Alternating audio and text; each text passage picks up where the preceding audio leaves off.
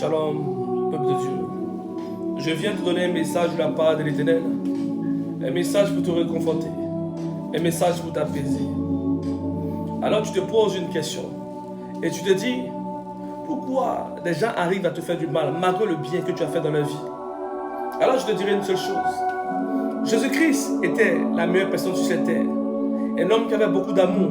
Un homme qui a enseigné. Un homme qui a fait beaucoup de bien à l'humanité. Qu'est-ce qu'il a eu en retour de Judas? Il a eu la trahison. Il a eu le mauvais souhait. Tu ne peux pas changer la nature d'une personne. Voilà pourquoi j'aimerais te donner une parole pour toi, toi qui m'écoutes, toi qui souffres à cause d'un frère, à cause d'une soeur, à cause d'un ami qui t'a trahi. J'aimerais te dire une seule chose. Réjouis-toi avec ceux qui se réjouissent dans la parole de Dieu. Éloigne-toi de tous ceux qui vont détruire ton atmosphère. Le temps est court. À cette époque où nous voyons des décès de part et d'autre, quand tu t'en vas sur les réseaux sociaux, on t'apprend en même temps le décès d'un frère, d'une amie de longue date. Et toi, le peu de temps qui te reste à vivre, tu veux prendre cela pour te stresser. Écoute-moi très bien. Je viens de la part du Dieu très haut pour te dire, c'est le temps de te consacrer à Dieu. C'est le temps de te mettre dans les prédispositions pour retrouver la grâce de Dieu. Je ne suis pas là pour te flatter. Je ne suis pas là aussi pour te dire que tu es une personne parfaite. Mais je sais une seule chose. Si tu as encore le souffle de vie, c'est qu'il y a encore de l'espoir pour ta vie. Regarde ta vie, regarde le passé.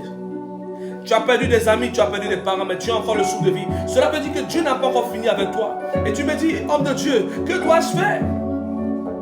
Réponds à ton appel. Réponds à ton appel. La moisson est grande, mais il y a peu d'ouvriers. Il y a peu d'ouvriers parce que tu as refusé de répondre à ton appel. Réponds maintenant, c'est le temps. Dieu t'a choisi, Dieu t'a appelé, Dieu te ressort, Dieu est prêt pour toi. Il veut changer ta vie, il veut changer ta génération. Dans le lieu où je suis, j'appelle la grâce de Dieu à régner dans ta vie. Tu seras un signe par lequel on dira que Dieu existe réellement. Tes dons seront le signe qu'il y a encore un reste. Là où une soeur qui est malade est dit, où est le véritable homme de Dieu? Où est la véritable servante de Dieu? Tu es la réponse à une prière quelque part. Une réponse à une prière exaucée. Tu es la réponse de cette prière. Tes dons spirituels seront le signe que Dieu a encore mieux un reste dans cette génération. Voilà pourquoi j'aimerais te dire, ne dis pas que je suis pauvre, car Paul est passé par ici.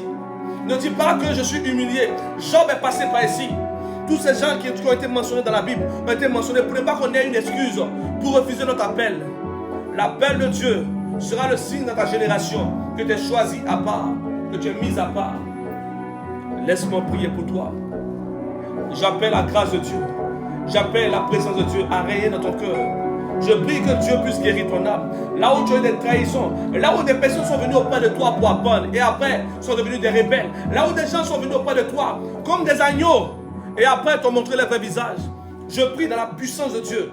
J'appelle la justice. J'appelle la justice. Tous ceux qui t'ont fait du mal, tous ceux qui t'ont brisé vont répondre à la parole de Dieu. Nous avons un Dieu qui dit à moi la vengeance.